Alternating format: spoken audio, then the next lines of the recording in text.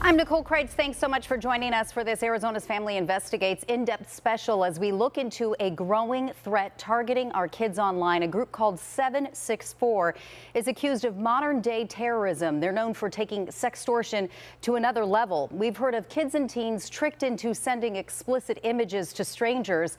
Well, this group isn't asking for money. It's depraved, degrading violence, and a warning because the details are shocking, but it is something every parent needs to know about. The FBI was just called to brief Congress, saying they've never seen anything like this before.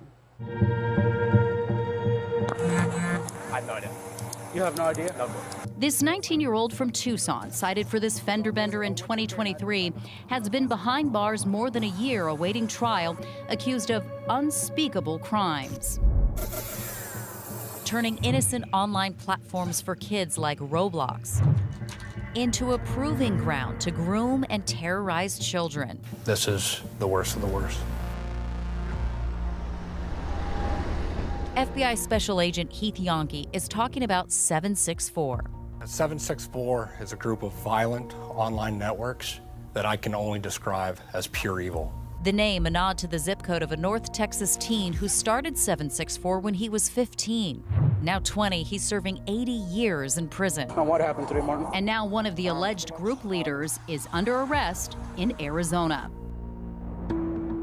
In this 29-count indictment, detectives say Baron Martin wrote a playbook, the Grooming Manipulation E-Girls Guide, to teach 764 members how to identify, groom, and extort juvenile victims, to look for kids struggling with mental health, specifically eating disorders and self-harm, coaching coercion, showing how he blackmailed his victims for video proof of escalating acts of extreme violence, cutting, self-mutilation, carving the names of 764 members into their bodies, sadistic, masochistic acts and gore, harming animals, child pornography, and sexually abusing their own siblings. Horrific acts of self-harm and even like getting other kids to live stream their own suicide.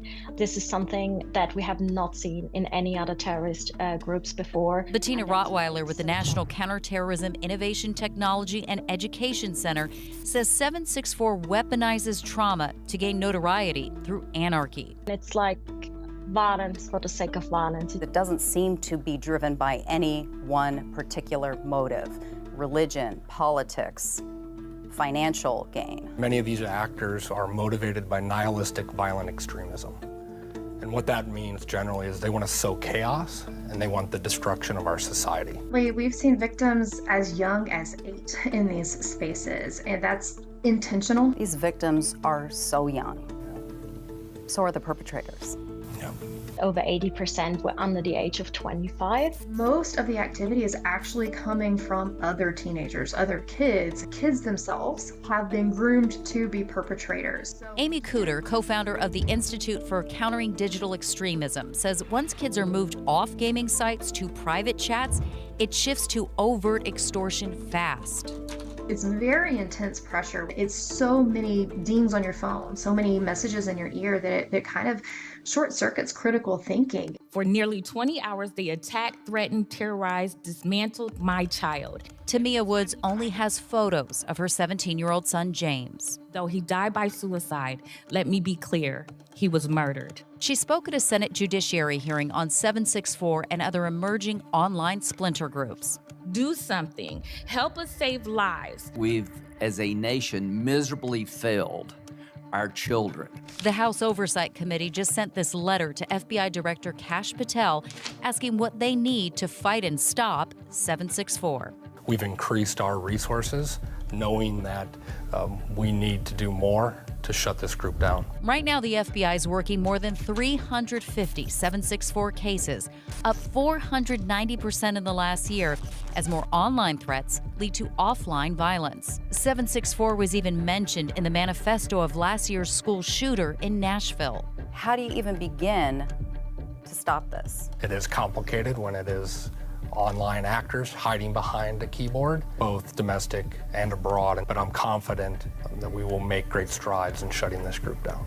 Agent Yonke says parents need to talk about this. Warn your kids to avoid anyone who tries to move chats to another platform and let them know there's nothing they can't come to you about. We all mess up sometimes, and I'm going to love you no matter what. And if it does happen to your child, fight the instinct to click delete. Police need that evidence to prosecute. Please get help. You may feel embarrassment, you may be extremely scared, but you're a victim in these cases. But you need to ask for help. While Canada and New Zealand are the only countries to officially designate 764 a terrorist network, here in the States, the feds just filed their first terrorism charge against a member of 764 with the Baron Martin case here in Arizona. Last name or name? He's facing life behind bars if convicted. If a leader of 764 can be in Tucson, Arizona, they can be anywhere. Certainly shocking to think Congress is taking this seriously. They are pushing to revoke Section 230. It is a protection that's been shielding platforms from liability for the last decade. We reached out to Roblox and Discord, both named by the FBI in these cases. Discord is now being sued by the parents of a 764 suicide victim. The company sent us a statement saying disrupting 764 has been among Discord's highest priorities. Specialized teams work every day to identify possible victims, monitor new threat groups, and provide relevant information to law enforcement. They say they're being proactive, that they've removed thousands of server chats spanning hundreds of users. Roblox says they're taking new steps to verify it is kids talking with other kids on their platform. The House Oversight Committee is looking to streamline federal charges with stiffer sentencing guidelines instead of trying to cobble together child porn here, cyberstalking there, RICO charges in different states, which is why this Tucson terrorism case could set a precedent. And that's slated to go to trial in June. We put together a special section on our news app and website right now. It will walk you through how to get help to report this. There is a 24-hour hotline. You'll find a link to all those resources. Coming up, the focused effort by the feds to track down the ever-changing leaders of these violent extremist groups and what you can do to protect your children. That's next. They want to sow chaos, and they want the destruction of our society. So that is the difference here than a normal sextortion case, is that this group and many of its people that belong to it of really being motivated by that nihilistic violent extremism. How new is this NVE uprising? Well, I think we've started to investigate 764 back in 2022, 2023, and then just have seen our investigations and the acts being committed have only increased, which is why at the FBI we've increased our resources, knowing that we need to do more to shut this group down. When you start looking into the mind of a group that really is driven by sowing chaos, how are you even supposed to attack that kind of criminal mentality? I think the most important thing is we need help on these investigations. So we need to partner internationally. These groups and online networks, they don't know borders because of with the internet, with these gaming platforms and social media apps, they can connect anywhere in the world. So it is a targeted response by all law enforcement community, not just the FBI domestically, but with all of our state and local federal partners, and then internationally with countries that are also seeing this network so that we can work collaboratively to shut them down. Most important to parents out there, and I know this as a parent myself, middle school and high school ages are hard, and we know that. We also know for those kids that feel isolated, maybe bullied at school, of how hard those years can be and how they want to connect with a group. So that may be going home and feeling isolated, but when they jump on a gaming platform and think they've now belonging to a group of friends, but this 764 groups have infiltrated it and they're really talking to them. Like from a parent standpoint, we have to monitor what our kids are doing online. We can trust our kids, but we can't trust who they're talking to.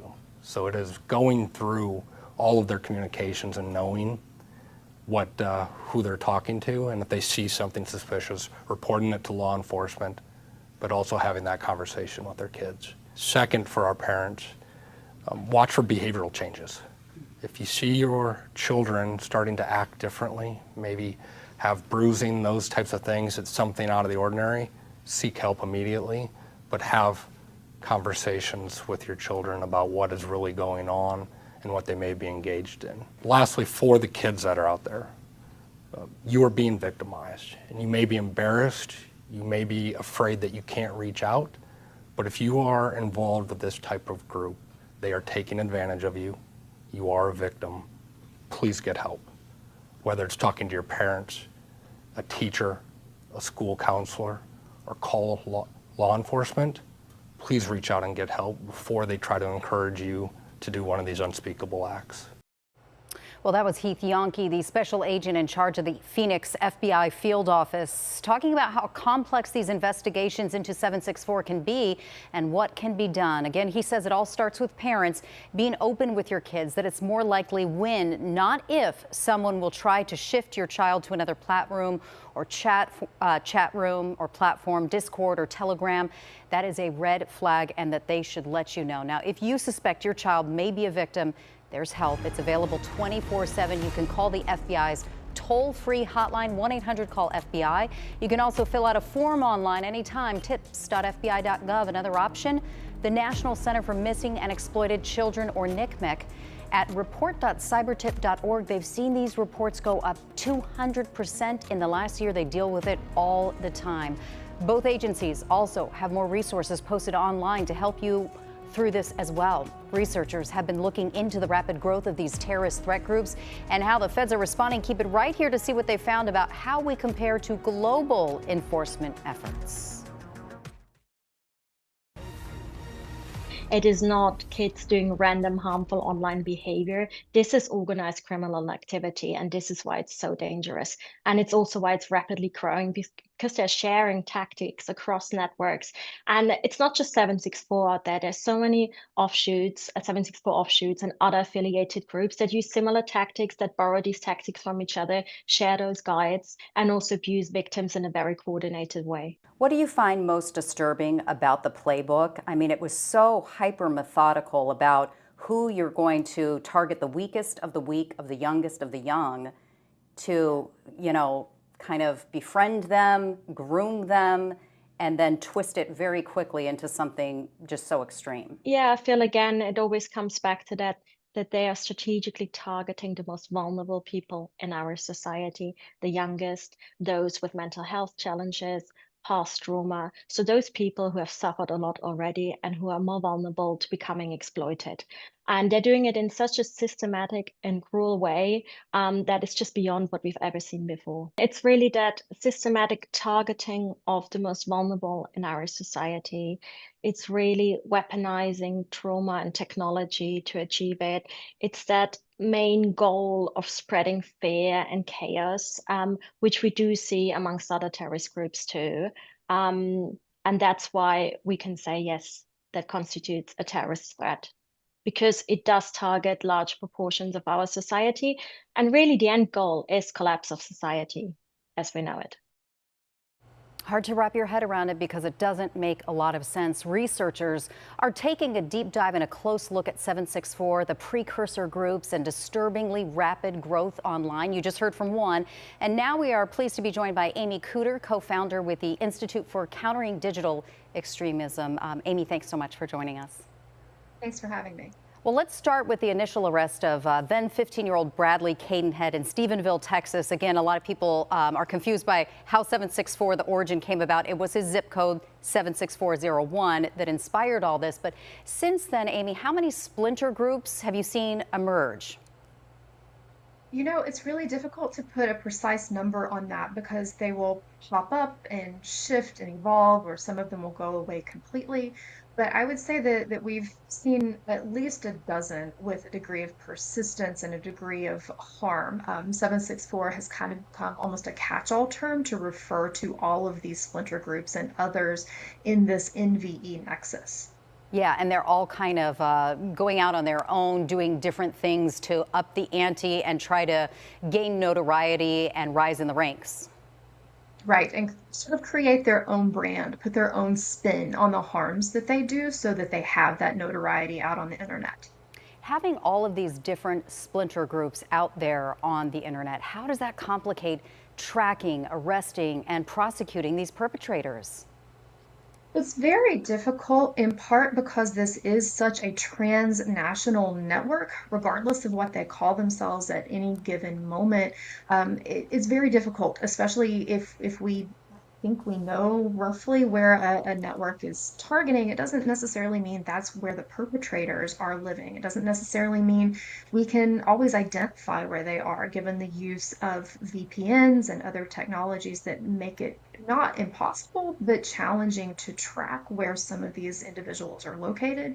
And then getting cooperation across international boundaries, sometimes even state boundaries for these prosecutions or for following up on support for victims can be really challenging. Yeah, Germany, the UK, down to little old Tucson, Arizona. I can't even begin to imagine what it must be like for investigators. But Amy, these specific nihilistic violent extremist groups known as NVEs, I learned quite a bit about it doing this research. It's just one facet of extremists that your team has been tracking because they recruit, they radicalize at-risk individuals online. Yes, ICD looks at a variety of different kind of extremism that has a touch point online and then conducts offline harms. Unfortunately, in the last couple of years, most of what we do focuses on NVE, both because it's getting to be very pervasive and because the harms from it are so severe. We're very interested in trying to stop these children that get wrapped up in these networks from experiencing this range of both self-harm and then harm that can be directed towards other people through violence. I know that your team has worked as kind of like expert consultants with law enforcement, training in that vein, and also educating families. Do you have law enforcement that reaches out to you guys, or do you guys find things in the wild and bring it to law enforcement? How does that collaboration work? It's some of both. If we are monitoring a space online and see something that's obviously moving towards a real threat, we will notify both law enforcement and tech companies where that is relevant. We frequently do have law enforcement from around the globe reach out to us because of our past work and say, hey, we're seeing something that looks like NVE, or we're not entirely sure if this is NVE, or how does this fit with other groups we've talked about before. And it's really important for everybody in this space to collaborate and share knowledge as much as possible because these entities intentionally evolve really rapidly to make it even more challenging to keep up with them and ultimately to prosecute them. Talk about the rapid growth, because I know that our kids were forced to have so much more screen time during the pandemic, right? I mean, they were supposed to be doing their classes online, on iPads, on computers, and then now it became something that, you know, you can't hardly pull them off of TikTok or any other platform. How much did this new transition to screen time, the explosion of screen time for kids, young kids and teens, really grow this disturbing underbelly of criminal activity?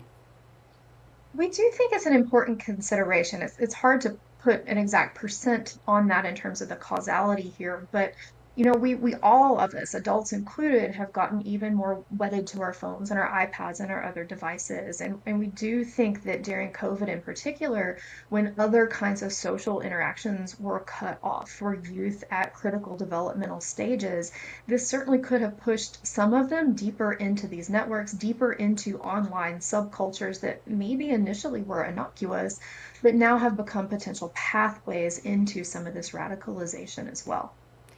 I have spoken to so many parents who saw the story and they were just shocked. They go, so kids are doing this just because they're afraid a dirty picture of them that they did is going to get put out there. But talk about why this works. They're specifically targeting specifically at-risk kids, or I mean, even as young as 8, we've talked before, and they just don't have the, you know, the maturity or capacity, mental capacity to kind of look towards, if I walk away from this or if I ask for help, I'm going to be able to find a way out of this safely. Right. We know that young kids don't have their full neural pathways developed all the way yet, and this creates a certain kind of vulnerability, even for kids who may not have some of the other traditional social vulnerabilities. Because while we do see these networks target kids who maybe have abusive homes, who maybe have other kinds of problems in their life, we've also seen some kids who, at least on paper, fully supported, come from wealthy families. And unfortunately, this is something that all families have to worry about. We also see with these groups that doing certain harmful things gives you a degree of clout or status. And some kids get into it initially through that because they want to be accepted by what they think is an edgy online subculture, perhaps especially if they're having difficulty connecting to peers offline. Yeah, so that's talking more about like the perpetrators who quickly can get radicalized into like up in the ante. Now I'm going to have them carve my name into their arm. I'm going to have them write my name in blood on the wall. I'm going to have them do even more hard gore type of activities. What about the victims? Because the teens and young adults who are trying to trick these kids on platforms as simple as Roblox. My kids played Roblox growing up, and I thought, oh, no big deal. I'm giving them little, $20 cards they can buy, accessories in the game. I think it's a harmless platform. But you talked with me before about how tricky these perpetrators are to say things like, hey, I can help you level up, but I can't talk about it here. So meet me on this side chat and I'll give you my passcodes, or I'll give you, some of my points, that type of thing. What other ways are they tricking kids who you would think, they might be able to sniff out danger, but they're really being very tricky in how they're approaching these kids? There are a variety of ways we're seeing this happen. There's not just one repertoire, unfortunately. But we definitely see this idea of, I will give you extra codes, I'll give you extra rewards, I'll give you something if you come off platform and talk to me, if you come to this other space, and maybe we can have a different kind of conversation. But we have seen even in that victim space, some of that initial seeking clout, doing something to prove that you belong as an initial pathway that then transitions really rapidly into more of this blackmail framework. This, I'll release your picture, I will do something to hurt your family kind of thing. And as we talked about before, I think it's really just important to emphasize that parents talk to their kids proactively about this being a potential danger, and about how even if you as a child have maybe made a mistake, or you feel like maybe you've done something wrong, you should still be able to talk to your parent, to a teacher, to another trusted adult before taking that next step. So very proactively building that trust, building that conversation seems to be a major first line defense against this kind of exploitation. I loved what you said earlier, just as a mom, as a parent, saying, hey, we all mess up, and no matter what, you can come to me with anything, and that kind of lays the groundwork. So you might have a conversation with your kid about this scary group 764 online, but it could apply to other things, getting in bad situations at a party where there's drinking or drugs or otherwise, that it kind of is great parenting advice. Earlier I mentioned Section 230, that's that federal provision, and it really protects social media platforms from illegal activity and content that users post, and it looks as though Congress is really pushing hard to revoke that now. Yes, we think so. We're not entirely sure exactly whether that's going to work out. We're not entirely sure whether there might be specific restrictions on the precise liability there, but we have seen some of our European peers in particular try to push for more accountability for what's happening on these platforms, to ensure that they are also being proactive and making it more difficult for these groomers, for these manipulators to have such success. Any other actionable steps? We've walked through a lot of kind of helpful tools for parents, but other actionable things that we can do to protect our kids that you think might be a good step? I think my colleague in the FBI had some really good advice. I also think that from a law enforcement perspective, we certainly could use even more resources. Much of this burden right now is falling on state and local departments before it ever reaches the FBI level. We've seen a lot of folks not realize they have an NVE case until pretty far down that particular rabbit hole. Let's keep thinking about non-carceral approaches, keeping in mind that so many of these victims and perpetrators are actually children, and figuring out best practices for rehabilitation that aren't just saying, let's throw them in a jail and lock away the key forever, because we want to make sure that these folks, in most cases, have a healthy return back to society at some point. Sounds like Congress is also asking the feds, do you need our help, as in legislators drafting some sort of federal oversight for a terrorism charge or something? If they take that step, do you think that will also fast track a way to shut these groups down online? You know, I hope so. Whenever we see that kind of blanket approach, there's always a time period where we worry that we might be doing more harm than good, at least in some cases. But I do think that some federal leadership is absolutely essential here. Okay, well, Amy, I so appreciate it because I do think education is the biggest thing. I think we, as a society, have these pendulum swings. You know, it's kind of like so many years it was kind of iPads and everything was kind of a babysitter, and now you see so many parents saying like we're doing a better job to step in and limit screen time. So hopefully that, in tandem with the education that your team is helping us do, should make a difference. But Amy Cooter with the Institute for Countering Digital Extremism, thank you so much for your time, the work that you're doing in this space, and of course your perspective. Thank you, and thank you for covering this story as well. You bet. You can go to their website for more information. But if you have a tip for our Arizona's Family Investigates team, maybe something you think we should be looking into, we want to hear from you. You can scan that QR code on your screen right now or email us direct, investigates@azfamily.com. I'm Nicole Kreitz, and thanks so much for joining us for this Arizona's Family Investigates special.